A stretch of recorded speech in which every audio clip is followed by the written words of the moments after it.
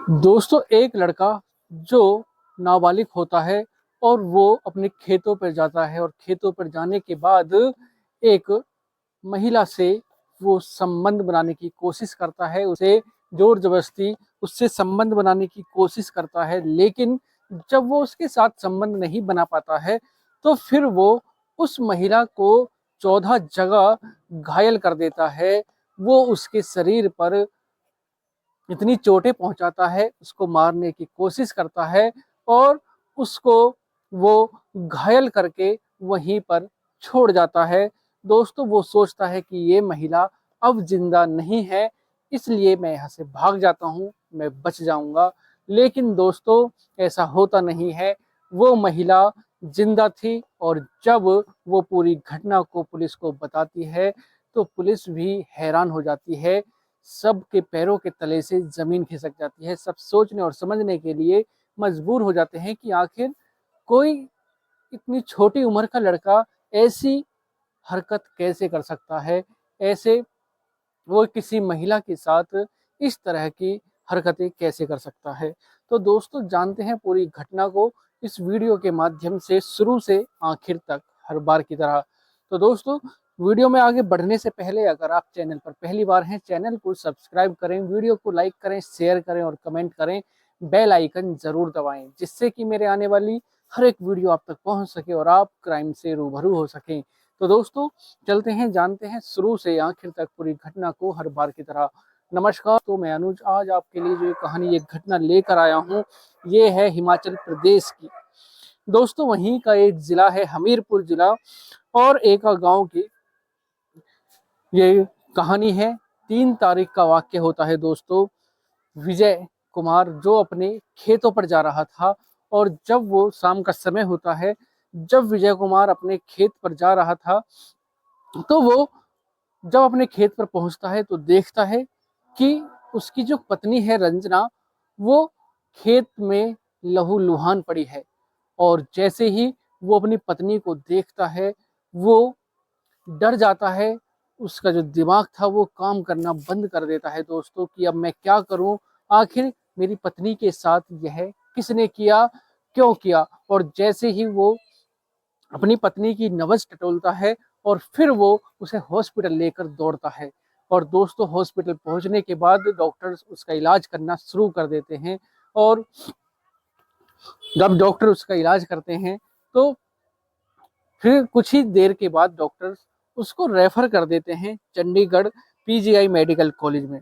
दोस्तों, जब उसका इलाज चंडीगढ़ पहुंचकर इलाज होता है तो उसको होश आता है और होश आने के बाद पुलिस को भी सूचना दे दी जाती है। पुलिस का केस हो जाता है और पुलिस वहां पर पहुंचती है और जब उससे बयान लिए जाते हैं कि आखिर तुम्हारे साथ यह किसने किया, कैसे किया, वो कौन व्यक्ति था, कौन था।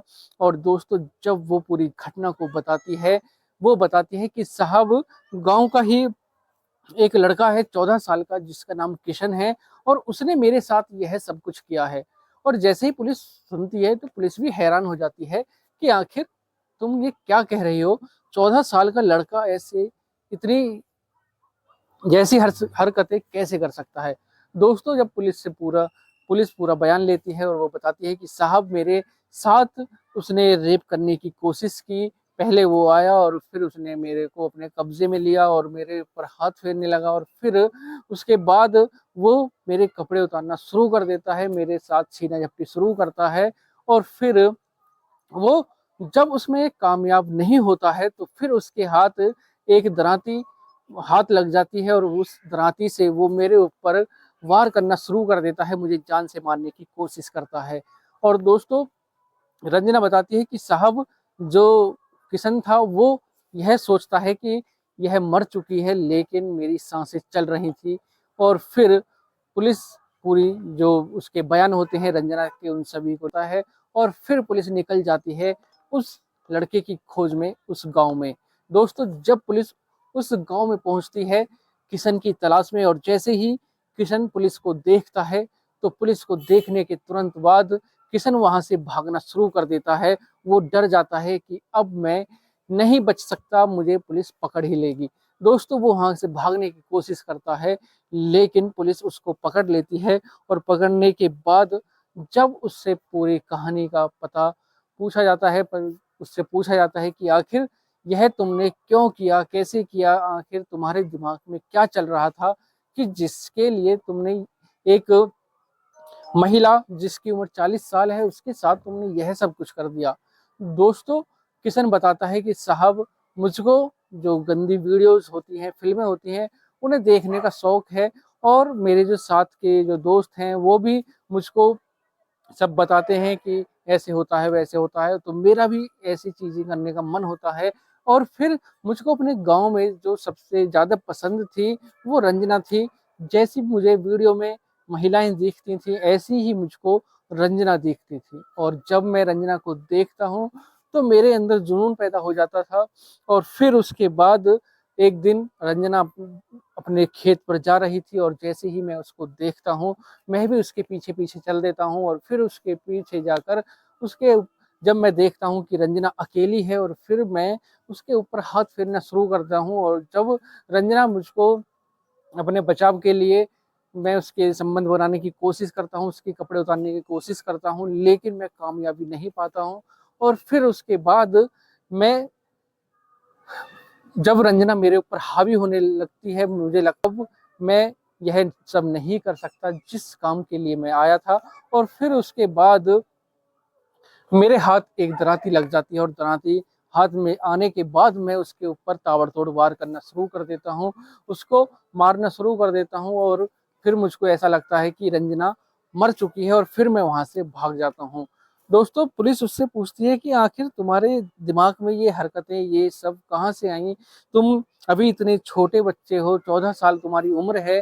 तो वो बताता है कि साहब मैं और मेरे दोस्त सभी जो वीडियो होती हैं गंदी उनको देखते थे सब बैठकर, और फिर मेरा भी ऐसा ही करने का मन करता और मेरे भी दिमाग में हर समय यही चलता रहता कि मैं ऐसा कब करूंगा। और फिर मेरे दिमाग में रंजना आती है और रंजना के बारे में मैं सब सोचना शुरू कर देता हूँ। और फिर जब मैं देखता हूँ कि यह सब कैसे होता है, और फिर जब मैं रंजना के साथ संबंध बनाने की कोशिश करता हूँ और मैं नाकामयाब हो जाता हूँ उसमें, और फिर उसके बाद मैं रंजना को मारने की कोशिश करता हूँ, क्योंकि रंजना अपने गांव में जाकर यह सबको बताएगी कि उसने किशन ने मेरे साथ यह सब किया। फिर मैं सोचता हूँ कि रंजना को रास्ते से हटा दूं, इसको जान से मार दूं, और फिर मैं उसके ऊपर ताबड़तोड़ वार करता हूँ दराती से। लेकिन रंजना बच गई थी, मुझे यह पता नहीं था। मैंने सोचा था कि रंजना अब नहीं रही है, वो मर गई है, और फिर मैं वहां से भाग जाता हूँ। दोस्तों जैसे ही रंजना को तीसरा दिन होता है रंजना की मौत हो जाती है, और फिर परिवार वाले जो उसके परिवार वाले होते हैं रंजना की बॉडी को सड़क पर लेकर उतर जाते हैं और कहते हैं कि जो किशन है उसको फांसी दो। पुलिस उसको बाल सुधार जो गृह होता है उसमें ले जाने की सजा उसको हुई थी कि इसे बाल सुधार गृह इसको भेजा जाए। और क्योंकि वो नाबालिग था, 14 साल का था, लेकिन परिवार वालों की मांग यह थी कि किशन को फांसी हो। जिस प्रकार हमारे परिवार से एक सदस्य कम हुआ है उसी प्रकार किशन की भी जो सजा है वो सजाए मौत हो, उसको फांसी हो। दोस्तों परिवार वालों को शांत कराया जाता है और पुलिस उनको शांत कराती है अपने। और फिर दोस्तों उसके बाद जो किशन था उसको बाल सुधार गृह भेज दिया जाता है, जेल की सलाखों के पीछे भेज दिया जाता है। तो दोस्तों आज की जो ये कहानी है इसको सुनाने का उद्देश्य किसी को परेशान करना नहीं, किसी का दिल दुखाना नहीं, बल्कि आपको जागरूक करना है, सचेत करना है, सावधान करना है। सतर्क रहें, सावधान रहें, सुरक्षित रहें। मिलते हैं एक और घटना के साथ, आज के लिए सिर्फ इतना ही दोस्तों। चैनल पर अगर आप पहली बार हैं चैनल को सब्सक्राइब करें, वीडियो को लाइक करें, शेयर करें और कमेंट करें। बेल आइकन जरूर दबाएं जिससे कि मेरे आने वाली हर एक वीडियो आप तक पहुंच सके और आप क्राइम से रूबरू हो सकें। तो दोस्तों मिलते हैं एक और घटना के साथ। नमस्कार, जय श्री श्याम।